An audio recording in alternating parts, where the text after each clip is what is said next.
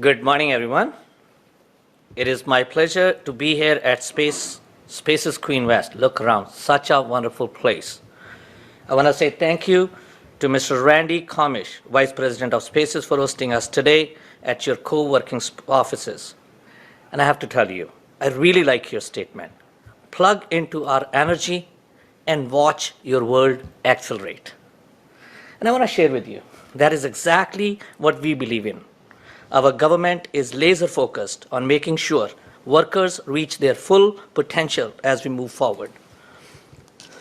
More than ever, the economy is recovering and booming. Our government is working hard for unleashing Ontario.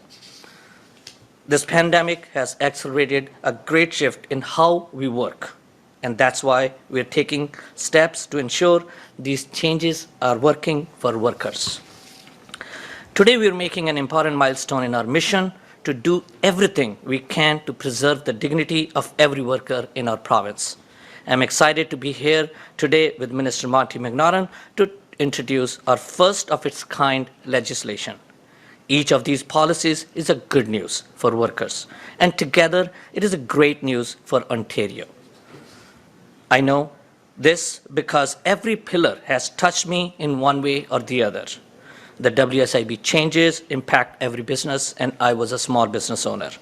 On the temporary agency piece, when I landed in Canada, my first job was through a temp agency. On foreign credentials, I know many of you, like me, came to Ontario with credentials from abroad and has faced barriers, and that is changing. I'm grateful to have contributed to these policies and like to thank Premier Ford, Minister Monty McNaughton, and of course, our entire team at the ministry for their hard work. I know that Minister and I share the same goal with all of you today to spread opportunity more widely and fairly, and to make Ontario the best place in the world to work, live, raise a family, and thrive. We will continue to work every day to build a vibrant Ontario and will always put people first. It is now my pleasure to invite our Minister of Labour, Training and Skill Development, a great champion for workers, Minister Monty McNaughton, to make the announcement. Thank you so much.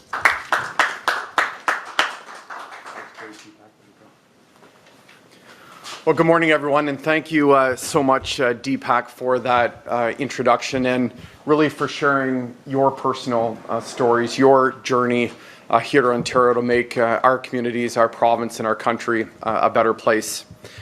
I also want to thank Randy for hosting us today. What an amazing place here, just truly one of its kind. And Randy and I had a chance to do a bit of a tour prior to the announcement today, and you can just feel the sense of purpose here, especially during the past 20 months or so, how this place has certainly helped workers from across the GTA.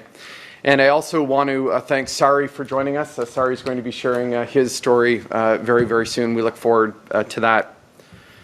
As Deepak Anand mentioned, under the leadership of Premier Ford, our government is rebalancing the scales and putting workers in the driver's seat. We're keeping vulnerable workers safe by cracking down on recruiters and temporary help agencies who don't follow the rules. We're ensuring delivery drivers are treated with the dignity and respect they deserve by giving them access to bathrooms along their routes.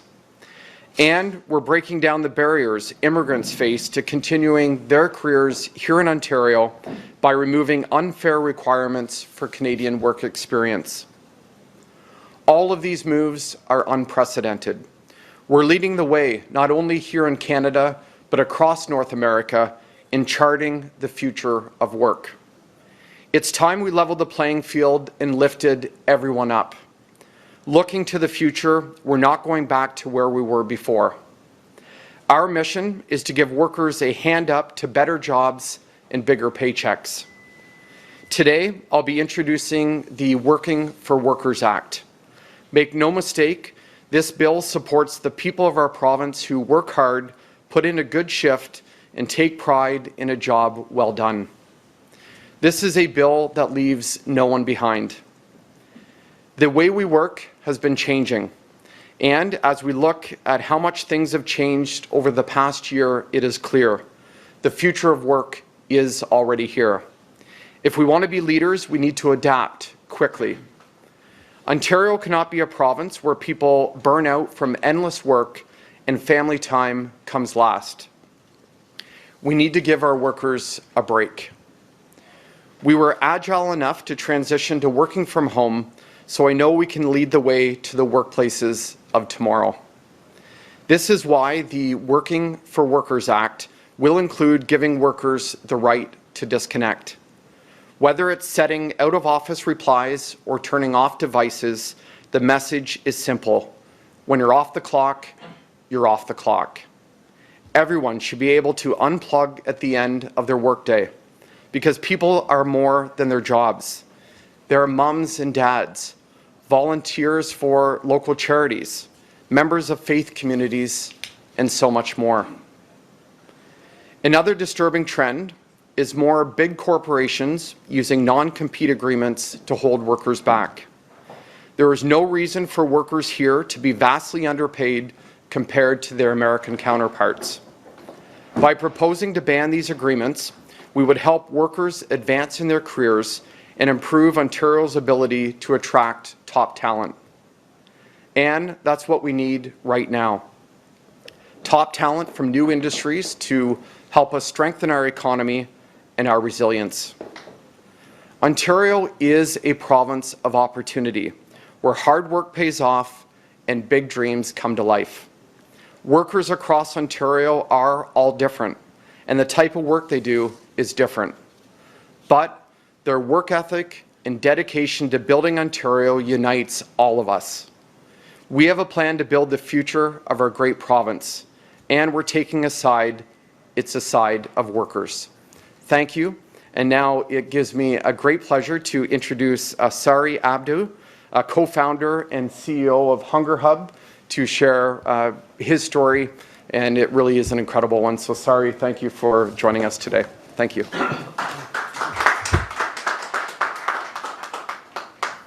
Thank you. Hello, everyone. My name is Sari Abdu. I'm a co-founder and CEO of Hunger Hub. We're a Toronto-based startup. We provide office meal delivery solutions to the workplace. So obviously the requirement of allowing drivers and couriers to be able to use bathrooms while on their route is very directly affects us. These are people we rely to provide food that our clients order. Our platform connects offices and workplaces with local restaurants, so providing them food from the city's best restaurants to support local and also support a work-life balance. The work-life balance initiatives for us at Hunger Hub, not only is it internally important to us, but externally as it's becoming part of an integral conversations that we're having with our clients, both as companies are looking for their return to work and what kind of initiatives they would propose or have at their offices to bring back people, incentivize them to come to the office, as well as provide them with a better workplace and a better environment based on the fact that they've been working out of the office for quite a while now. So this really is exciting for us, and we see it as a very important part of doing business. We hope that such new initiatives as today's for work-life balance provides a framework that helps companies to establish long-term initiatives, and this is not only do they just follow with the mandates and requirements, but also look into developing more initiatives conducive to employees' wellness and overall satisfaction, which I believe increases productivity overall for employees.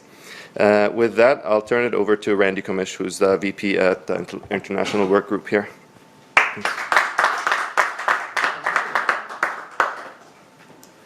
Good morning. Thank you, Sari. Spaces and IWG are very proud to help companies like yours return to the workplace safely. Minister McNaughton, we are thrilled to have you here today to experience Spaces. We here at Spaces are passionate about helping companies and workers have a great day at work as we move into this new era of flexibility. Over the past 30 years, IWG has operated a growing network of flexible workspaces and co-working facilities. We've helped hundreds of thousands of companies grow their businesses, support local communities, and bolster the economy. Spaces Queen West, where we are today, was our first Ontario location. We opened it in 2017 in this gorgeous Allied property building. Excuse me. Since then, we've opened 9 more locations in Ontario, those would include Spaces Junction, Spaces Liberty Village, as well as many others. IWG is also committed to helping the environment with our mission to be net zero carbon emissions by 2025, as we continue to help workers work from wherever they want within our 3,300 locations in 110 countries, that includes the 60 locations here in Ontario. At this point, I'd like to invite Minister McNaughton back to the podium to take some questions. So we'll open up for questions. Just a reminder, guys, 1 question, 1 follow-up.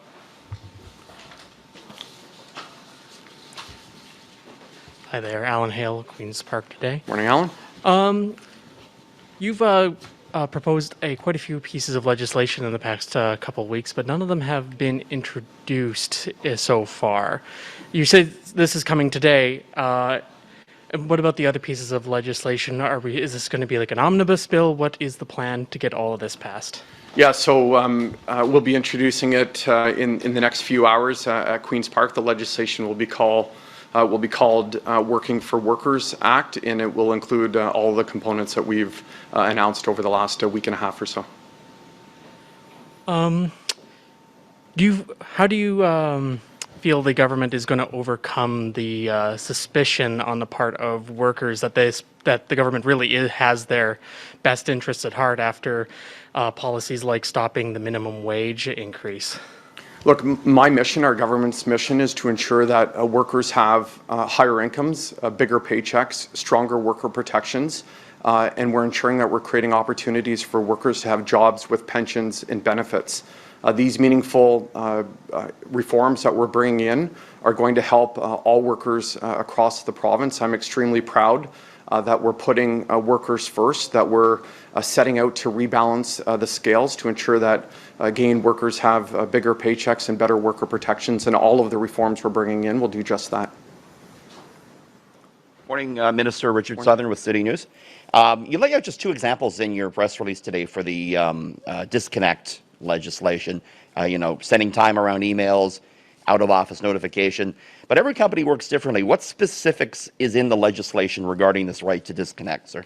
Well, certainly this is an issue that's been really highlighted because of the pandemic. I mean, the lines between family time and work time have been blurred. I think all of us have faced challenges over the last couple of years, so it's really important that every company ensures that they have a right to disconnect policy. We're going to be making changes to the Employment Standards Act to ensure that every company with 25 employees or more has a right to disconnect policy, and the Ministry of Labour inspectors will ensure that there is a policy posted and it's enforced. But are you going to lay out specifics? A company has to do A, B, or C. I can't check my email after 8, or is it 9 o'clock? What does it lay out, Minister? Yeah, every employer with 25 or more employees will have to have a policy tailored to their workplace, and the ministry will ensure that that is in place. And if workers have issues, they can certainly call the Ministry of Labour. Again, this is really about bringing those meaningful changes in workplaces so workers know when they're on the company clock and when they're off. Hi, Minister. Mike Crawley from CBC News. Where's the teeth in this legislation? Like, how does it actually get enforced, and what sort of penalties would there be for companies that, they may post the policy and put it up there, but actually, what guarantee is that for the workers that it's actually going to get enforced? Well, I'm proud again that we're the first jurisdiction in the country to be bringing forward a right to disconnect in companies with 25 or more employees. Again, this is going to be in the Employment Standards Act, enforced by our ministry inspectors, and every company will have to create a policy. Again, the lines between work and personal time has really blurred during this pandemic, and this is a step in the right direction to really help the mental health of workers. There's been obviously a lot of stories that I've heard and we've all heard of family members and friends and people in our own towns and cities that have been impacted because of mental health issues during the pandemic, and this is a step to help people. And what would you say to companies whose reaction to this is, well, we need to have our employees reachable all the time because that's the way, the world is. It's all very connected and global. And so you've got to be answering your emails and checking your phone on weekends and evenings. Yeah, no, that's not right. I mean, we're taking a side, and it's the side of workers. Again, there's such a challenge for attracting talent. The best employers out there are really adapting to the future of work. And as I said, I mean, the future of work is here now.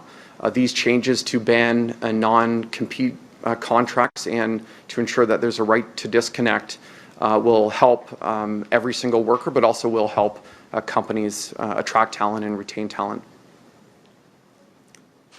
That's it. Great. Thank you, everyone. Thank you, Randy and Sari and MPP and Anand for everything. And we look forward to introducing the legislation in a few hours at Queen's Park. Thanks, everyone.